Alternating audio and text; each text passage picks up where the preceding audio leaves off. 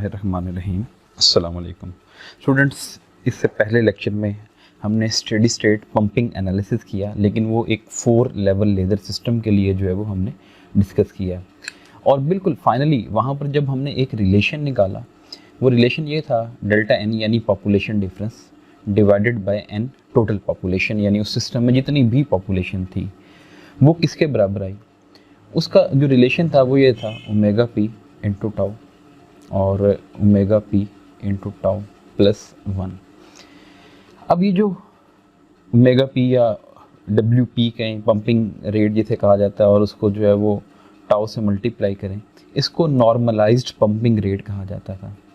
हमने देखा अगर आप ये पंपिंग रेट जो है वो बहुत कम रखें, ज़ीरो रखें, तो डेल्टा एन ओवर एन भी ज़ीरो होगा। इसका मतलब है पंपिंग के बगैर तो पॉपुलेशन इन्वर्जन गेन करना पॉसिबल ही नहीं है इस सिस्टम के अंदर, पंपिंग आपको रिक्वायर करनी पड़ेगी।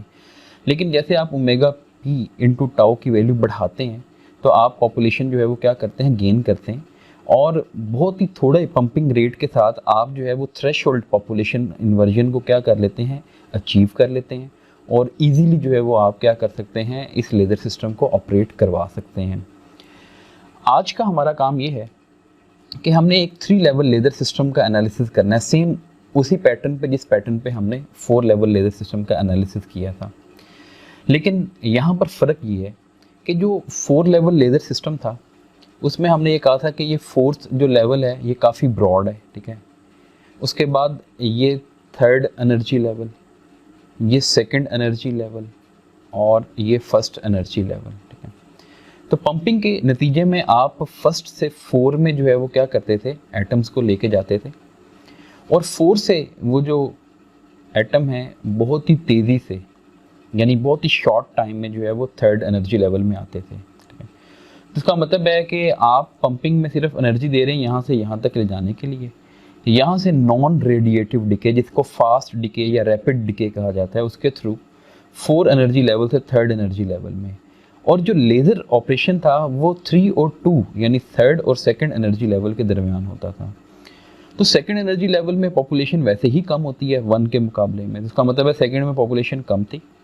आप 1st से 4 में गए, 4 में एटम टिके नहीं और फ़ौरन जो है वो 3rd में आ गए, तो इसका मतलब है 3rd में जो है जो पॉपुलेशन है वो बहुत ही जल्दी जो है वो 2 के मुकाबले में ज़्यादा हो जाएगी। इसका मतलब है थोड़े पंपिंग रेट के साथ भी आप क्या कर सकते हैं, पॉपुलेशन इन्वर्जन जो है वो अचीव कर सकते हैं।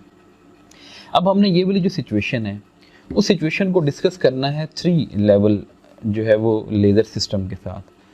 अब 3 लेवल लेज़र सिस्टम में आप सबसे पहले तो ये 1st एनर्जी लेवल जो है वो डिस्कस कर लें। ये इसको E1 और इसमें एटम्स की जो तादाद है उसको हम N1 कह देते हैं। ये E2, इसमें एटम की तादाद जो है वो N2 होगी, यानी ये हम जो डिस्ट्रीब्यूशन बनाते हैं ना, वो डिस्ट्रीब्यूशन हमेशा बनाते हैं बोल्ट्जमैन डिस्ट्रीब्यूशन के बेस पे, क्योंकि थर्मल इक्विलिब्रियम में जब भी कोई चीज़ होगी तो बोल्ट्जमैन डिस्ट्रीब्यूशन जो है वो वहाँ पर वैलिड होगी। तो 1st में सबसे ज़्यादा, 2nd में उससे कम, और 3rd में उससे कम। अब यहाँ पर जो हाई एनर्जी लेवल है, लेज़र जो ऑपरेट होती है वो होती है E2 और E1 के दरमियान। अब आप जानते हैं जो E1 है ये तो है ग्राउंड स्टेट, और ग्राउंड स्टेट में सबसे ज़्यादा एटम्स मौजूद होंगे, तो ये लोअर लेवल है। आपने इसमें एटम की तादाद कम रखनी है और N2 में एटम की तादाद क्या करनी है, बढ़ानी है, ठीक है। तो इसका मतलब ये हुआ कि N2 और N1 में बहुत लार्ज डिफरेंस है। आपने उस डिफरेंस को क्या करना है, रिवर्स करना है कि N2 किसी तरह से बढ़ जाए और N1 जो है किसी तरह से क्या हो जाए, कम हो जाए। तो इसके लिए आपको क्या करना पड़ेगा, पंपिंग करनी पड़ेगी। पंपिंग के नतीजे में आप एटम्स को पंप करेंगे और उस पंपिंग रेट को आप WP कह दें, ठीक है। वो जो WP है एक्चुअली में ये आपको बता रहा है 1 एनर्जी लेवल से 3 एनर्जी लेवल में जाने का रेट, या अगर हमने कहा था एनर्जी लेवल्स की डीजनरेसी एक जैसी हो, यानी उसका जो स्प्लिटिंग फैक्टर है वो एक जैसा हो, तो 1 से 3 या 3 से 1 में जाने का रेट जो है वो सेम होता है। जो आइंस्टाइन कोफिशिएंट जिसकी हमने बात की थी B12 और B21, यानी कोफिशिएंट ऑफ स्टिमुलेटेड अब्जॉर्प्शन और एक था कोफिशिएंट ऑफ स्टिमुलेटेड एमिशन, वो दोनों क्या थे, सेम थे, तो उसको आप कह देंगे W1। यहाँ से जो इलेक्ट्रॉन है, atom sorry, 3rd energy level से डिके करके 2nd एनर्जी लेवल में आएंगे और ये फास्ट डिके जो है वो होगा। ये लेज़र का अपर एनर्जी लेवल है, ठीक है। जब एटम N1 से N3 की तरफ जाएंगे तो N1 में ये जो पॉपुलेशन है ये क्या होना शुरू हो जाएगी, कम होना शुरू हो जाएगी, N3 में बढ़ेगी। लेकिन N3 में बढ़ इसलिए नहीं दिखा रहा मैं क्योंकि N3 में उन्होंने रहना ही नहीं है, बहुत थोड़ी देर के लिए रहना है और N2 में आ जाना। इसका मतलब है एक्चुअली में पंपिंग के नतीजे में आप किस चीज़ को बढ़ाएंगे, N2 को बढ़ाते जाएंगे, ठीक है। इनडायरेक्टली N3 की हेल्प से आप N2 को बढ़ाते जा रहे हैं और N2 बढ़ता जा रहा है, N1 क्या होता जा रहा है, कम होता जा रहा है। तो एक वक्त ऐसा आएगा कि N1 जो है वो N2 के मुकाबले में क्या रह जाएगा, कम रह जाएगा। अब इन दोनों एनर्जी लेवल्स के दरमियान जो है वो लेज़र ऑपरेट करेगी और ये जो ट्रांजिशन है 2 से 1 में, ये ट्रांजिशन कौन सी है, ये स्लो ट्रांजिशन कहलाएगी, ठीक है। तो अब आप जो है इसका एनालिसिस जो है वो करें। तो ये वाली क्वेश्चन फिलहाल मैं अरेज कर रहा हूँ, इसको हम बाद में लिख लेंगे जब हमने दोनों को कंपेयर करना होगा और उसके बाद जो है वो हम इस सिचुएशन को अच्छी तरह से कंपेयर करेंगे, ठीक है। सबसे पहले हम थर्ड एनर्जी लेवल की बात करते हैं। थर्ड एनर्जी लेवल में जो पॉपुलेशन का रेट होगा, rate of change of population with respect to time.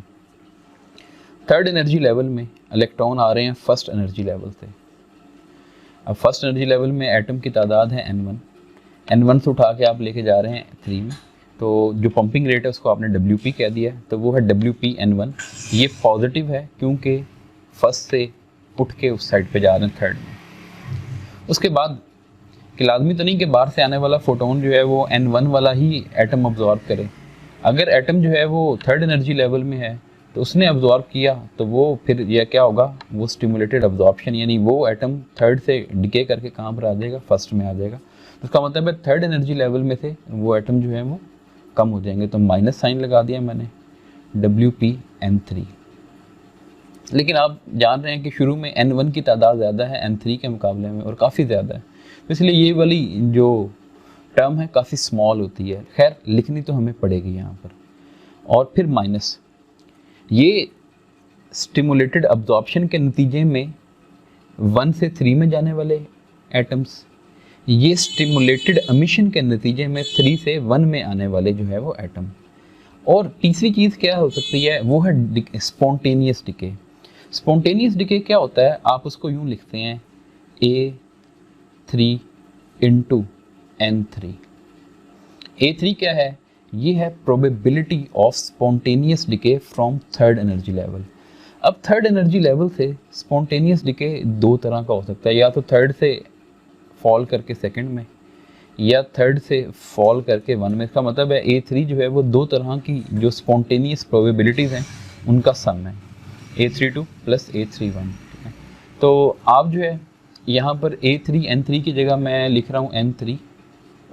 A3 जो है वो किसके बराबर होगा, 1/T3 के बराबर। ये जो A3 है, ये जो स्पॉन्टेनियस डिके की प्रोबेबिलिटी होती है और ये जो मीन लाइफ टाइम होता है वो एक दूसरे के इन्वर्सली प्रोपोर्शनल होते हैं। तो A3 = 1/T3। A32 किसके बराबर होगा, 1/32, और ये बन जाएगा 1/T31। खैर, तो मैंने यहाँ पर जो है वो इस चीज़ को लिख दिया। अब जब आप इक्विलिब्रियम स्टेट में आते हैं तो उस वक्त N3 की वैल्यू कांस्टेंट हो जाएगी और डेरिवेटिव 0 हो जाएगा। तो ये आपके पास इक्वेशन बन जाएगी इस तरह से। आप WP N1 को वैसे रख लें, इन दोनों में से N3 कॉमन ले लें और ब्रैकेट में आपके पास आ जाएगा WP 1/τ3। ये जो आपके पास माइनस वाली टर्म है ये इस साइड पे आ जाएगी तो प्लस हो जाएगी। ये जो ब्रैकेट में चीज़ है इसका आप एलसीएम ले लें, τ3 आ जाएगा। तो WP τ3 + 1 = WP N1। यहाँ से आप N3 की वैल्यू निकाल सकते हैं। तो N3 की वैल्यू किसके बराबर आ जाएगी, ये इधर चला जाएगा तो बन जाएगा WP τ3। ये WP τ3 + 1 इधर आके डिवाइड हो जाएगा। तो मैं इसको इस फॉर्म में लिख रहा हूँ, मल्टीप्लाइड बाय N1। तो ये आपके पास जो है वो N3 की वैल्यू आ जाएगी इन टर्म्स ऑफ N1। आप इसको रिवर्स भी करके लिख सकते हैं, यानी N1 की value in terms of N3 भी जो है वो आप लिख सकते हैं। तो मैं यहाँ पर साइड के ऊपर ही लिखता जाऊँगा। मैं इसको यहाँ पर जो है वो लिख लेता हूँ जो हमारी ज़रूरत की इक्वेशंस हैं, क्योंकि बाद में हमने इनको रीअरेंज करना है और उन्हीं को यूटिलाइज़ करके हमने फाइनली एक नतीजे के ऊपर पहुँचना है। ये N3 की वैल्यू आ गई। और अगर आप N1 की वैल्यू निकलें इन टर्म्स ऑफ N3 तो ये इधर चला जाएगा, ये इधर आके डिवाइड हो जाएगा, ये बन जाएगा 1 plus WP tau 3 over WP tau 3 into N3। तो ये आपके पास जो है वो क्या आ जाएगी, इक्वेशन आ गई। दूसरी बात, सेकेंड एनर्जी लेवल, उसके लिए हम यही रेट इक्वेशन लिखते हैं dN2 ओवर dt। अब सेकेंड एनर्जी लेवल में जो है वो एटम्स कहाँ कहाँ से आने के जो है वो चांसेस हैं। सेकेंड एनर्जी लेवल में एटम जो है वो कहाँ से आ रहे हैं, थर्ड से इधर आ रहे हैं डिके करके स्पॉन्टेनियसली। तो थर्ड में एटम की तादाद है N3 और जो स्पॉन्टेनियस डिके का प्रोबेबिलिटी है वो है A32 और A32 की जगह मैं 1 ओवर T32 जो है वो लिख रहा हूँ। ये आने वाले इलेक्ट्रॉन्स और जाने वाले इलेक्ट्रॉन्स वो क्या है, वो है N2। अब N2 से नीचे एक ही लेवल है, वो N1 है, जिसका मतलब है वो यूँ आ जाएगा। जब आप dN2/dt को 0 पुट करेंगे तो ये आ जाएगा N3 over tau 32 minus N2 over tau 21। और फिर आप क्या करें, इसको थोड़ा सा रीअरेंज कर लें। तो हम इसको रीअरेंज करते हैं, ये माइनस वाली टर्म को मैं राइट साइड पर ले आता हूँ। ये आ जाएगा N2 over tau 21 is equal to N3 over tau 32। तो यहाँ से आप N2 की वैल्यू निकाल सकते हैं। तो N2 की वैल्यू किसके बराबर आ जाएगी, N3, ये टाउ 21 उधर चला जाएगा ओवर टाउ 32। ये आपके पास N2 की वैल्यू आ गई। अब आपने क्या करना है, N3 की वैल्यू जो है वो निकालें। जैसे N3 की value in terms of N1 निकाली थी, अब N3 की value in terms of N2 निकाल लेते हैं। तो वो आ जाएगी tau 32 over tau 21 into N2। तो अब आप जो है वो ये वाली इक्वेशन भी यहाँ पर लिख लें कि अगर आपने N2 लिखना है तो वो आ जाएगा tau 21 over tau 32 into N3। ये मैं ऊपर वाली इक्वेशन लिखी और बिल्कुल इसको रिवर्स करके जब आपने इस फॉर्म में लिखा तो आपने लिखा N3 is equal to tau 32 over tau 21 into N2। तो ये आपके पास जो है वो दूसरी इक्वेशन आ जाएगी। ठीक है, अब आपने करना क्या है, जैसे हमने वहाँ पर 4 लेवल लेज़र सिस्टम में एक टर्म डिफाइन की थी जिसको बीटा कहा था। ठीक है, तो सेम उसी तरह से हम यहाँ पर भी एक टर्म डिफाइन करेंगे, उसको क्या कहेंगे, बीटा। और बीटा क्या चीज़ थी एक्चुअली में, वो यही रिलैक्सेशन टाइम्स जो थे, मीन लाइफ टाइम्स, उनकी रेशो टाइप की जो है वो एक चीज़ थी। तो वो N3 और N2 के दरमियान जो थी, यहाँ पर भी ऐसे करते हैं कि ये जो टाउ 32 ओवर टाउ 21 है ना, इसको मैं बीटा कह देता हूँ। ये जो N2 के अलावा बाकी सारा कुछ है, इसका मतलब आप लिख देंगे N3 is equal to beta times N2। और ये जहन में रखें कि बीटा जो है वो किसके बराबर है, बीटा बराबर है टाउ 32 डिवाइडेड बाय टाउ 21। ये बीटा की वैल्यू आ जाएगी। दूसरी चीज़ हमने वहाँ पर क्या डिफाइन की थी, वहाँ पर हमने एक चीज़ डिफाइन की थी जिसको ईटा कहा था, fluorescence quantum efficiency. Fluorescence quantum efficiency क्या चीज़ होती है, सबसे पहले कि थर्ड से सेकंड में फॉल करने वाले एटम्स की प्रोबेबिलिटी, क्योंकि थर्ड से सेकंड में फॉल करेंगे तभी जो है वो क्या होगी, पॉपुलेशन इन्वर्जन अचीव होगी, डिवाइडेड बाय थर्ड से तमाम एटम डिके करने की प्रोबेबिलिटी। यानी ये जो A3 लिखा है ना, A3 का मतलब है इसमें A32 भी आ जाएगा और A31 भी आ जाएगा। सबसे पहले मैंने यहाँ पर एक इक्वेशन लिखी थी कि A3 जो है वो 2 तरह की प्रोबेबिलिटीज़ का क्या है, सम में A32 और क्या है A31। ठीक है, पहली बात ये। दूसरी चीज़, अब जब आपके पास सेकंड एनर्जी लेवल में पॉपुलेशन आ गई है, वहाँ से फर्स्ट में डिके करना है। ठीक है, अब डिके 2 तरह के होंगे, या तो रेडिएटिव डिके होगा, ठीक है, उसको मैं कहूँगा रेडिएटिव डिके की प्रोबेबिलिटी, या टोटल डिके की प्रोबेबिलिटी। ठीक है, ये जो A2 है, इस A2 में दोनों चीज़ें आ जाती हैं। कौन कौन सी चीज़ आ जाती है, रेडिएटिव डिके की प्रोबेबिलिटी आ जाती है और स्पॉन्टेनियस डिके की प्रोबेबिलिटी आ जाती है। तो ये जो रेडिएटिव डिके के नतीजे में फोटॉन्स निकलने हैं वो इन फेज भी होंगे, कोहेरेंट भी होंगे, यूनि डायरेक्शनल भी होंगे। स्पॉन्टेनियस डिके के नतीजे में ऐसे नहीं होंगे, तो इसलिए ये चीज़ आ गई। अब A32 किसके बराबर है, A32 बराबर होता है 1 ओवर टाउ 32। तो A32 की जगह 1 ओवर T32। ये जो 1 ओवर A3 है तो इसकी जगह क्या आ जाएगा, T3 आ जाएगा। यानी मीन लाइफ टाइम और ये जो प्रोबेबिलिटीज हैं एक दूसरे के ऑपोजिट हैं। ये A2 जब ऊपर जाएगा तो क्या बन जाएगा, टाउ 2 बन जाएगा, और ये जो A रेडिएशन है ये ओवर में आ जाएगा तो ये क्या बन जाएगा, टाउ रेडिएशन बन जाएगा। तो ये आपके पास ईटा की वैल्यू आपने यहाँ पर लिख ली। अब बीटा की वैल्यू लिखने के बाद नेक्स्ट काम जो है वो हमने क्या करना है, ठीक है। नेक्स्ट काम ये है कि हमें मालूम करनी है ये ratio delta N divided by N. अब लेज़र बन रही है E2 और E1 के दरमियान, इसका मतलब है डेल्टा एन की वैल्यू होगी हाई एनर्जी लेवल की population minus low energy level की population divided by N. N का मतलब है टोटल पॉपुलेशन जो कि N1 N2 और N3 का क्या होगी, सम होगी, ठीक है। तो हम क्या करते हैं, पहले N2 माइनस N1 यानी डेल्टा एन की वैल्यू जो है वो निकाल लेते हैं। तो N2, सबसे पहले N2 की वैल्यू देखें वो किसके बराबर है, वो है टाउ 21 ओवर टाउ 32। अब देखिए ये जो हमारे पास टाउ 32 ओवर टाउ 21 है, इसको आपने बीटा कहा है। अगर आप इसका उल्ट कर लें, इसका उल्ट किसके बराबर होगा, वो होगा 1 ओवर बीटा। तो 1 ओवर बीटा की वैल्यू किसके बराबर आ जाएगी, टाउ 21 ओवर टाउ 32 इसके बराबर आ जाएगी, ठीक है। तो डेल्टा एन मैं लिखता हूँ यहाँ पर, डेल्टा एन बराबर है N2 माइनस N1। N2 यहाँ से आप N2 की वैल्यू निकाल लें, N2 की वैल्यू किसके बराबर आएगी, 1 ओवर बीटा इंटू N3। तो मैंने N2 की जगह लिख दिया 1 ओवर बीटा इंटू N3, तो ये आ जाएगा N3 over beta minus N1।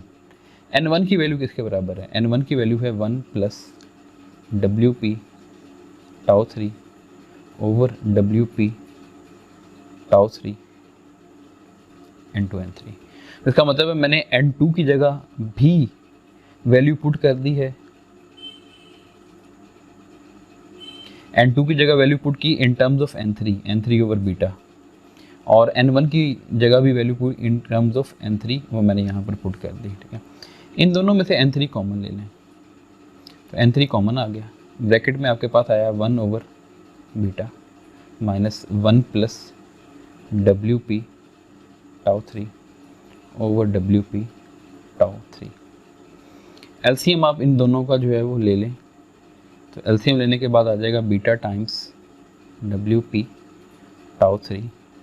ये बीटा बीटा से कैंसिल हो जाएगा, तो ऊपर आ जाएगा WP tau 3 minus WP tau 3 cancel हो जाएगा, बीटा इनसे मल्टीप्लाई हो जाएगा, तो यहाँ पर आ जाएगा minus beta times WP tau 3। ये आपके पास आ गया।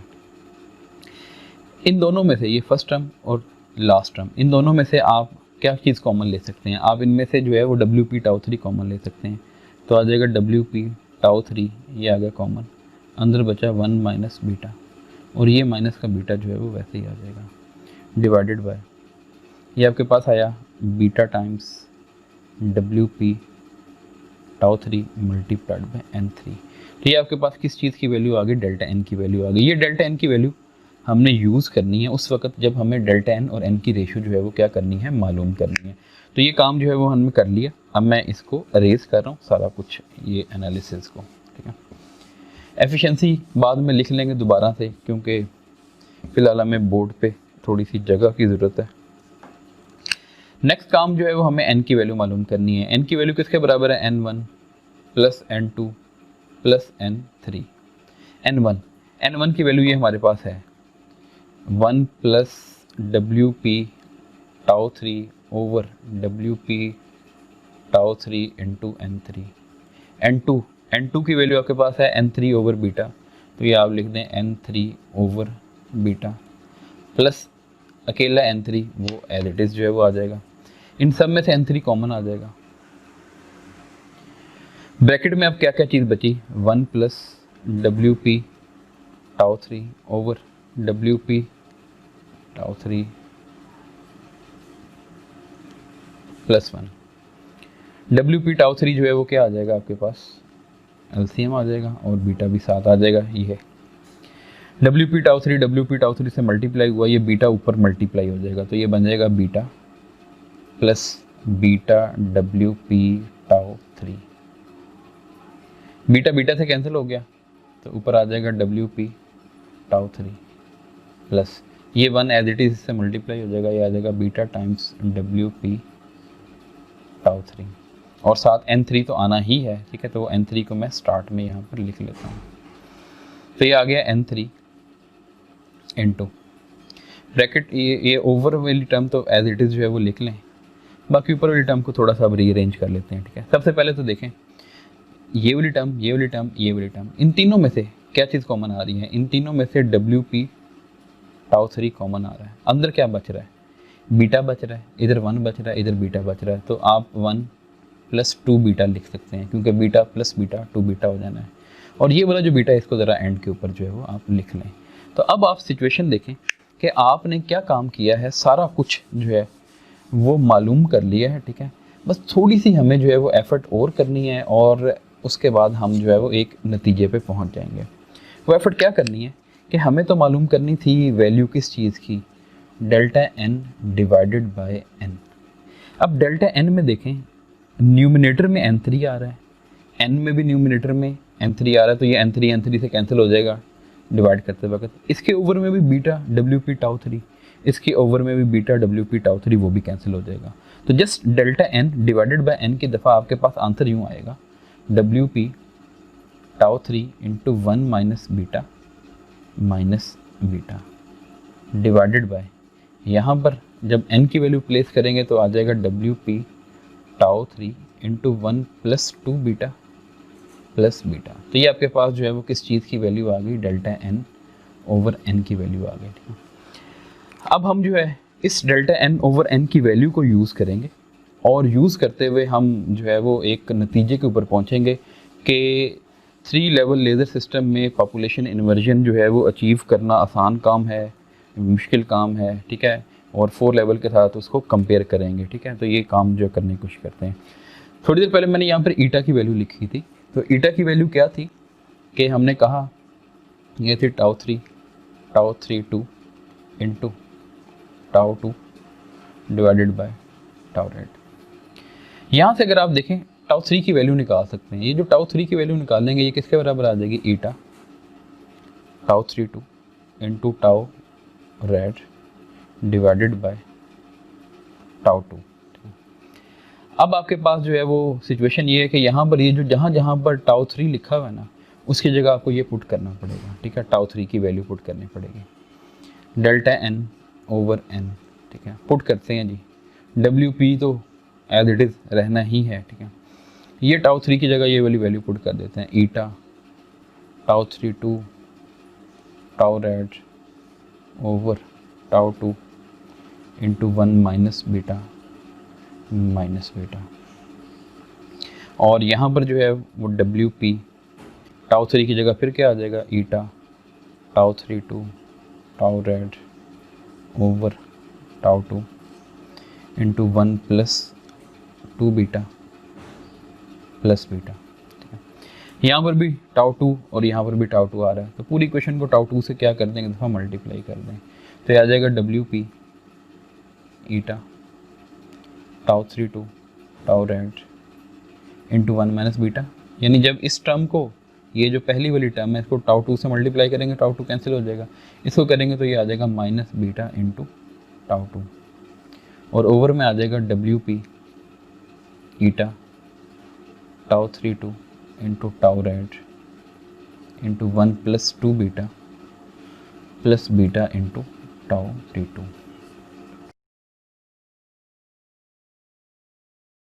हमारा नेक्स्ट काम ये है कि हम ये जो इक्वेशन यहाँ पर बनी है इसको कुछ जो है वो रीअरेंज करें।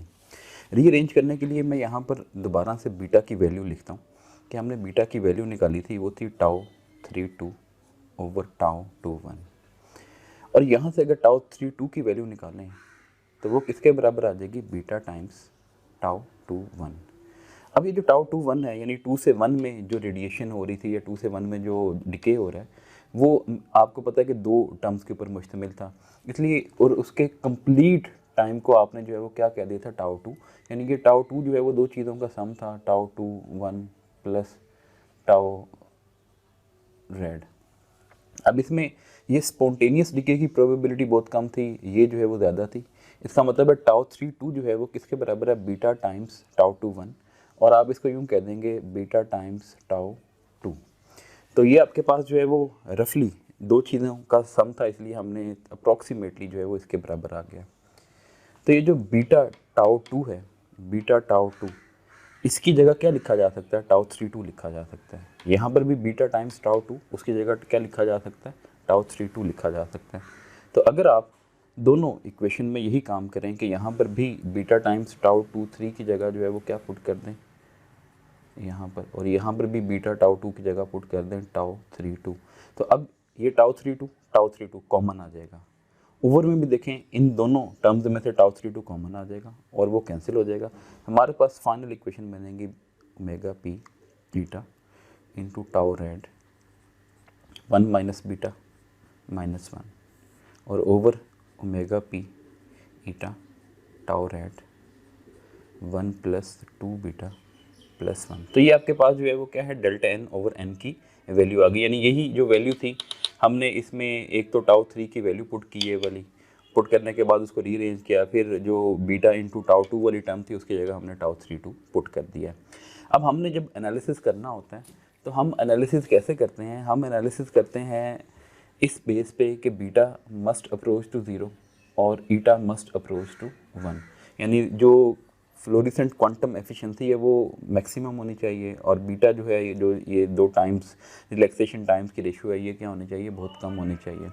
तो हम इसको जो है वो क्या करते हैं, इसको देख के एनालाइज करते हैं।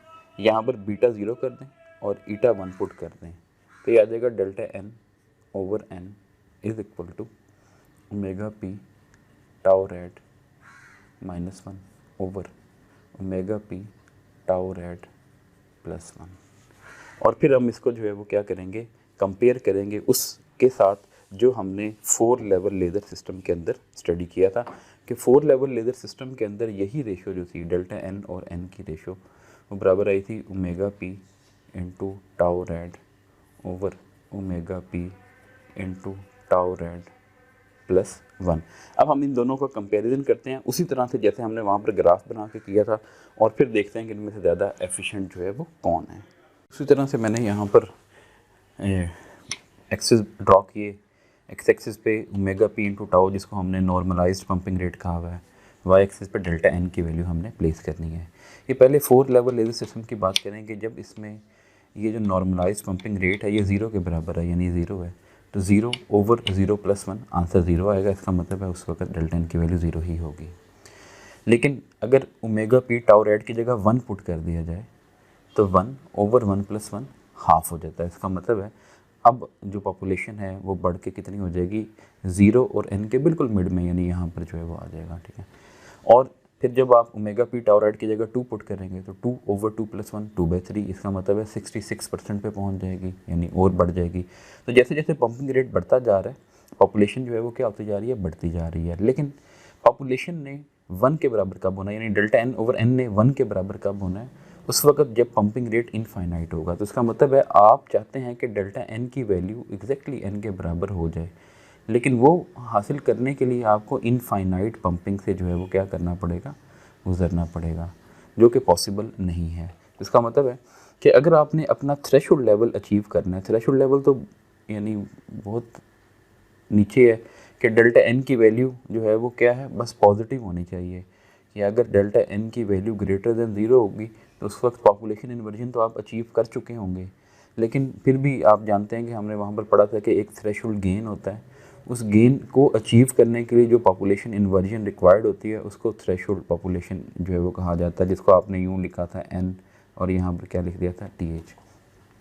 तो इसका मतलब है इस लेवल पे पहुँचने के लिए आपको जस्ट इतना ही पंपिंग रेट चाहिए, यानी बहुत ही थोड़ी पंपिंग रिक्वायरमेंट है 4 लेवल लेज़र सिस्टम की। अब हम 3 लेवल लेज़र सिस्टम की बात करते हैं। इसमें पंपिंग रेट 0 रखें, 0 -1 ओवर 0 + 1, तो उस वक्त आंसर आ जाएगा delta N over N is equal to -1। ये n इधर आके मल्टीप्लाई होगा तो डेल्टा n की वैल्यू किसके बराबर आ जाएगी, -n। तो इसका मतलब है जब कोई पंपिंग नहीं है उस वक्त डेल्टा n की वैल्यू किसके बराबर है, -n। इसका मतलब है कि हाई एनर्जी लेवल में कुछ है ही नहीं, सारा कुछ लो एनर्जी लेवल के अंदर ही मौजूद है। अब आप ये जो पंपिंग रेट है ओमेगा पी टाउ रेड की जगह 1 पुट कर रहे हैं तो उस वक्त डेल्टा n ओवर n की वैल्यू किसके बराबर हो जाएगी, 1 - 1 0 होता है, ओवर समथिंग 0 ही रहना है, तो डेल्टा n ओवर n 0 आ गया। इसका मतलब है डेल्टा n की वैल्यू 0 आ जाएगी। तो ये बढ़ती बढ़ती जो है वो 0 पे पहुंच गई। लेकिन अभी भी 0 पे पहुंचने का मतलब है हाई एनर्जी लेवल और लो एनर्जी लेवल दोनों में बराबर जो है वो पॉपुलेशन है।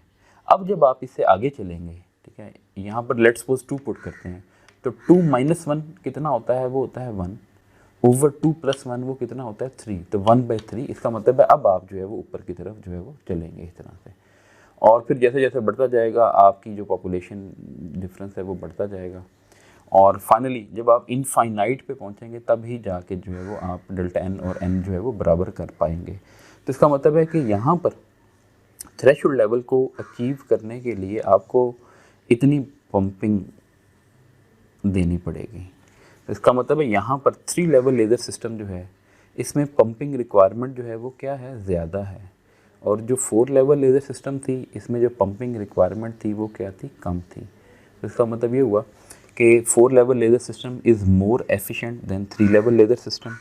और इन प्रैक्टिस जो है यही दो जो लेज़र सिस्टम्स हैं, यानी 3 लेवल और 4 लेवल, यही एग्जिस्ट करते हैं। 5 लेवल लेज़र सिस्टम जो है वो हाइपोथेटिकल एग्जिस्ट नहीं करता। इस तरह 4 लेवल जो एग्जिस्ट करेगा उसमें 3 और 2 के दरमियान ही पॉपुलेशन इन्वर्जन होगी। 3 लेवल जो एग्जिस्ट करेगा उसमें 2 और 1 के दरमियान ही क्या होगी, पॉपुलेशन इन्वर्जन होगी। लेकिन हम नेक्स्ट टॉपिक में, नेक्स्ट जो हमारा लेक्चर होगा उसमें हम 2 एग्जांपल देखेंगे जिसमें हम 2 हाइपोथेटिकल सिस्टम्स की जो है वो डिस्कशन करेंगे, और उसमें देखेंगे कि क्या पंपिंग रिक्वायरमेंट इनसे ज़्यादा है या क्या है, कम है। तो अगर कम हुई तो इसका मतलब है उसके ऊपर रिसर्च की जाए और उस तरह का सिस्टम जो है वो तलाश किया जाए, तो हमारे लिए ज़्यादा एनर्जी एफिशिएंट होगा। तो अपना ख्याल रखिएगा, कोई क्वेश्चन है तो आप पूछ सकते हैं। अल्लाह हाफिज़।